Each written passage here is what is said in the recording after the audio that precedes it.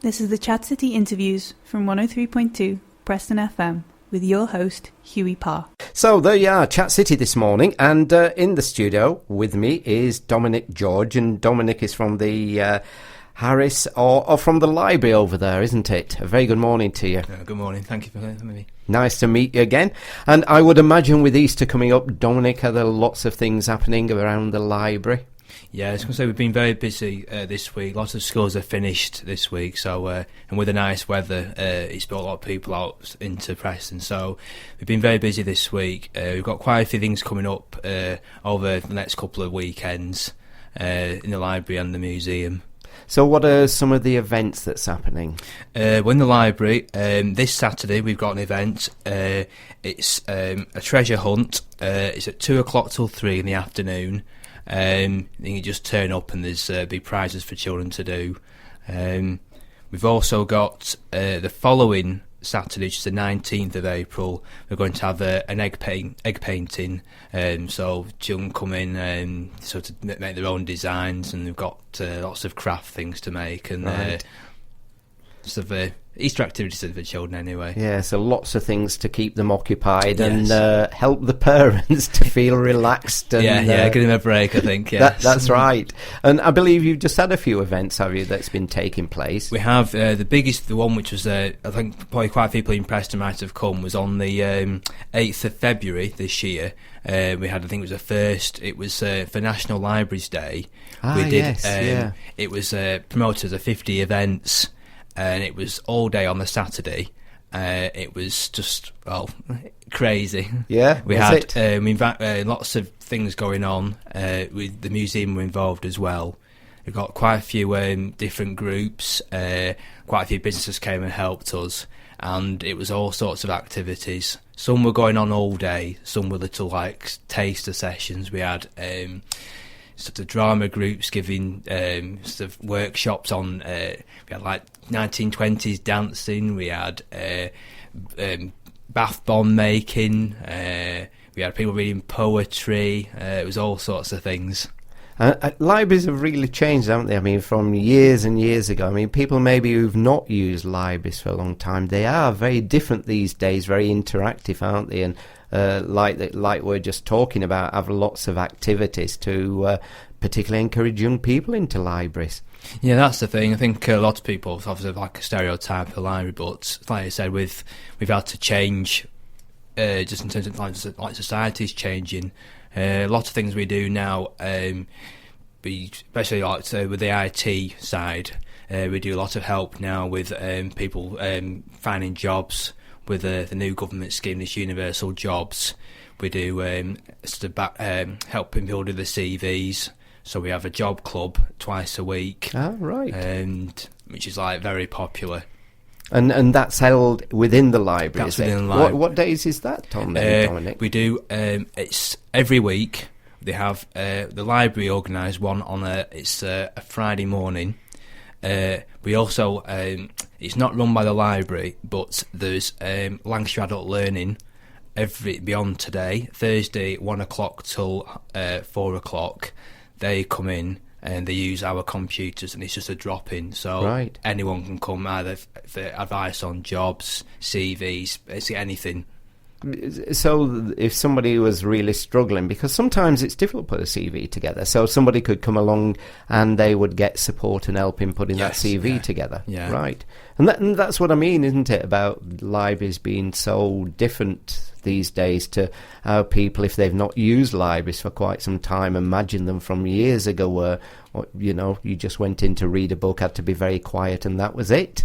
Yeah, very different. So what about, are there other activities take place, like the job club that you just mentioned? Are there other clubs held within the library? We've had one which is, it's only just starting off, but it's like I said, with sort of, acorns, hopefully it will grow. It's a Welsh-speaking club. Welsh? Yes. I think it was... Wow, that's interesting. Well, someone came and asked and said that they'd tried it to another somewhere else in the country and was interested whether we'd be happy to provide a venue.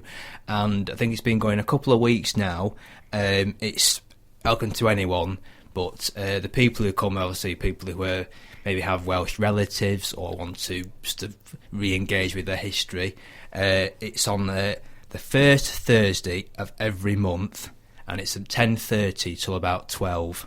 Wow, that's absolutely fascinating. So just something I would never have thought of here in Preston. So that's people, if they want to learn Welsh, can come along to the classes then. I think it's very informal. They have it's the conversation. So there's people obviously who have got a bit of Welsh, who knows Welsh, but it's open to anyone. So if you want to learn a new language or before you go on holiday. Yeah, that could be it, couldn't it? It could be that maybe you're just interested in languages and would like a new language. And of course it's also reinforces and is part of keeping Welsh alive, that I think is only spoken by a very minority now, even within Wales. So it's a lovely way of keeping the Welsh language alive.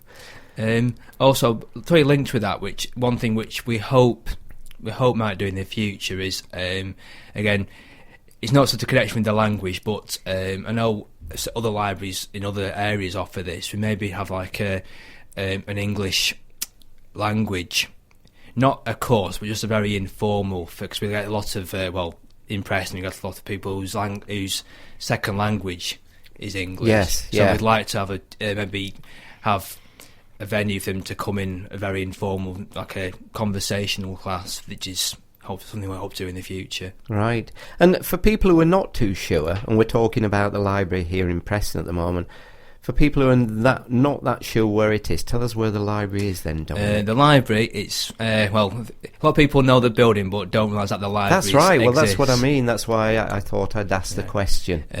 Market Square, the Harris building, the huge museum, we're inside that, where if you have to go right through, we're on the ground floor and the second floor. Right. And are you yourself an avid reader? I'm not saying avid, I do read, but it's having the time. I know. And if you do, is it a Kindle or is it the physical book? I've not converted to Kindle. It's a physical book, but we do. That is again, we do offer that. We do offer e-books. So if people want to come and ask about that is a service we do provide as well. Oh, right. So if somebody has got a Kindle, is it Kindle or is it the e-reader? They offer, I think it's Kindle Fire and Kobo's. All right. So how does that work? They could actually download books that are within the library onto the Kindle. They can. It's on the. They have to have access to the internet. They can do it from home. They log on with the library card and the PIN number, which they can get to any library. I think they just go in. They just like as if you're borrowing a book. It costs you nothing. You pick a title you want. It goes onto your e-reader, and you have it for a set period of time, like you would if you went to borrow a book. And then it's on for. I think you can choose how long you want it for, and then after your time's gone, it just comes off automatically. Right. So another modern way of keeping libraries going, then. Yeah. Yeah. And I mean, do you see an increase in visitors here in Preston to the library? Is it nice to see that? It is, yeah. Because especially through periods of time we're busy, but again, probably because of what we offer now, there's definitely more people coming in. We get obviously families coming in. Again, through the job centre, people being directed to us. So obviously they're coming in to use the computers, but also to borrow books as well. Great. So Dominic, just tell us then again about the things that are coming up over Easter that we were just mentioning. Okay, the two main things. There's one this Saturday. It's 2 till 3. That's a treasure hunt. And then on the 19th of April, there's an egg painting. There's also some things at the museum as well. So come in, it's on the same days as well. Brilliant. Dominic, pleasure as always to meet you. No, thank you very much. It was very short notice this morning, listeners, that Dominic was summoned, and here he is in the studio. So thanks very much for coming in this morning. Thank you. We hope you've enjoyed this interview as much as we have. Why not join our Chat City family and give us a tweet at Chat City PFM.